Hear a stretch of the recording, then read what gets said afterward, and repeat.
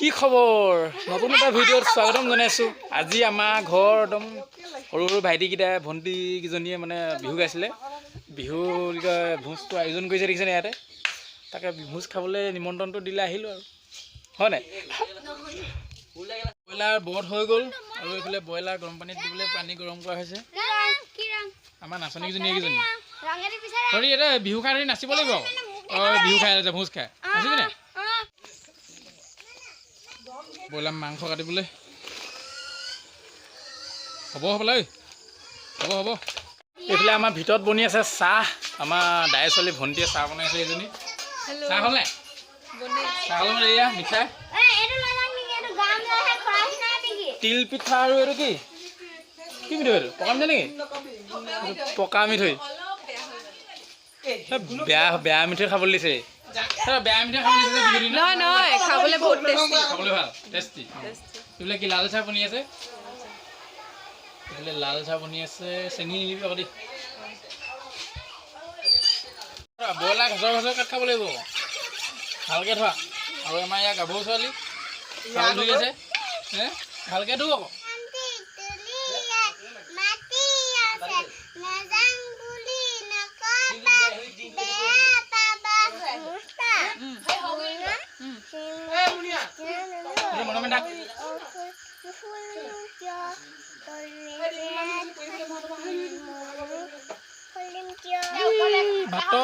ভাত কি চাউলে হৈ আছে দেখোন জুই জ্বলোৱাই নাই ধৰি।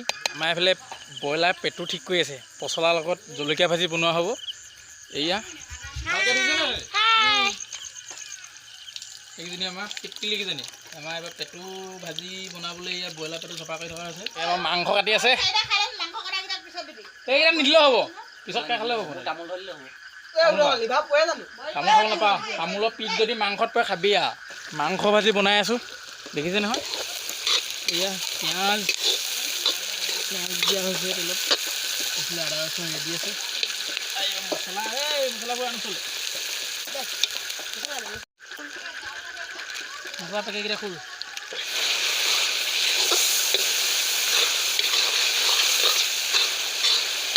ৰখি আছে ইয়াত পকা ধ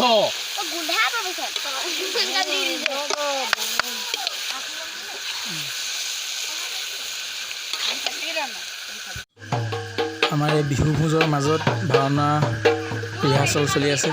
বৰুণৰ প্ৰৱেশ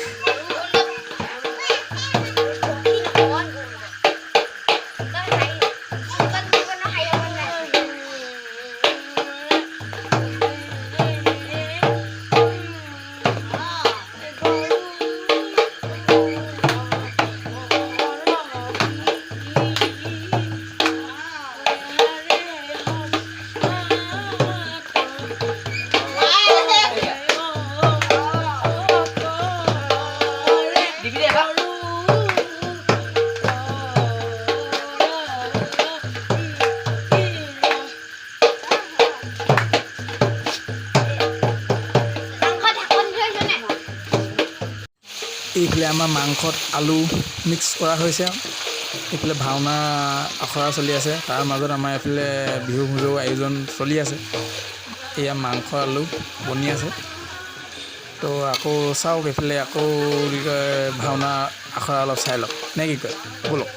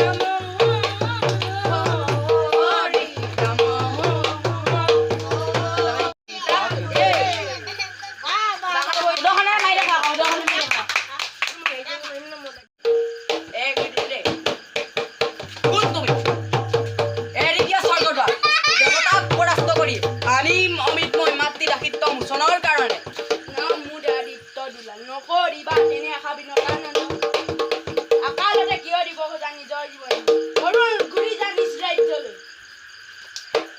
শুনা হেৰা সহস্ৰ দেৱেন্দ্ৰ চন যত আছে গদা ত্ৰিশূল কৰাহে ধাৰণ যুদ্ধ কৰি দেখুৱা বলৰ বিক্ৰম এতিয়া সেয়ে হওক ধৰা অস্ত্ৰ নকৰি পলাও বেছ তেন্তে এইফালে মই খানা বনোৱাত ব্যস্ত হৈ আছোঁ এইফালে পূৰা ভাওনা আখৰা চলি আছে বোলে মই এইফালে খানা বনোৱাৰ ব্যস্ত এই আমাৰ মাংস আলু বনি আছে পূৰা এইফালে পূৰা ভাওনা যুদ্ধ লগাত ব্যস্ত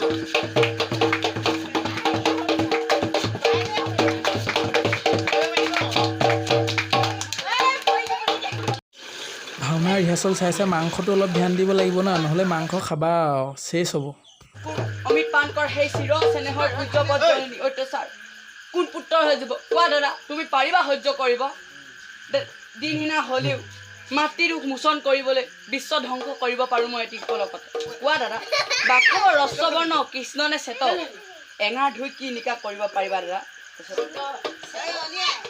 তাৰপৰা তই কচোন মই বৰ্তমান মই ৰজা বুলি কৈছোঁ বৰ্তমান মই ৰজা দাদা আপুনি ৰজা নহয় স্বাৰ্থপৰ বিচাৰপতি নহয় বিবেকহীন ৰজাৰ প্ৰজাৰ মৰম চেনেহ নাজানে মোক অতি সোনকালে পাণদণ্ড দি আপোনাৰ মনোবাঞ্ছা পূৰ কৰক ৰজাৰ নাম ৰাখক মোক দিনহীনা মাতৃ কেতিয়াবা অন্য ৰূপে ভিক্ষা দিব দাদা হৈ আছে এই আমাক শুই অলপ লাগি দিছে এই ঘৰৰ সকলো ল'ৰা ছোৱালীবিলাকে বিহু বুলি আমাৰ ঘৰতে খানা খাবলৈ লৈছে সিহঁতেনো কি বনাই মেলি খাব অকণমান সিহঁতক খাব পৰাকৈ খানাত অকণমান লাগি দিছে এয়া অৱস্থা অঁ প্ৰায় হৈছেগৈ আৰু 5-10 মিনিটৰ পিছত নমাব পৰা হৈ যাব আমাৰ মাংস ভাজি হৈ গ'ল বৰ্তমান বনাই এয়া মাংস ভাজি ধুনীয়াকৈ বনাই হ'ল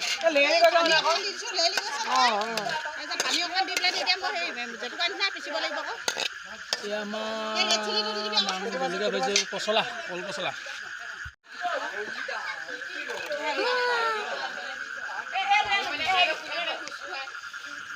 লুকাই পেনে ঘচ কৰি দিয়ে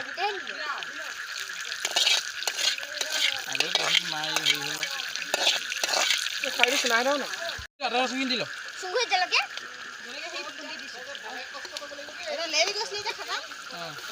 দি দে চবতে দি দে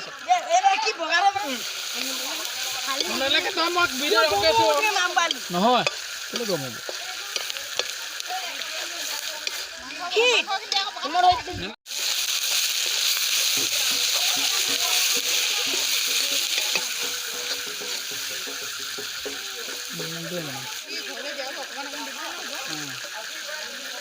মাছটা ভাজি দে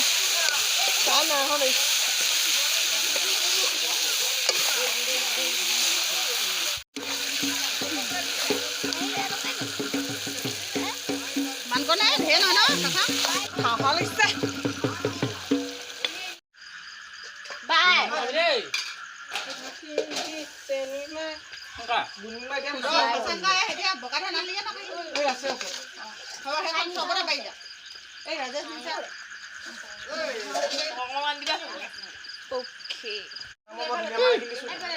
কেনেকুৱা আছে জলকীয়া ভাজি একদম টেষ্টি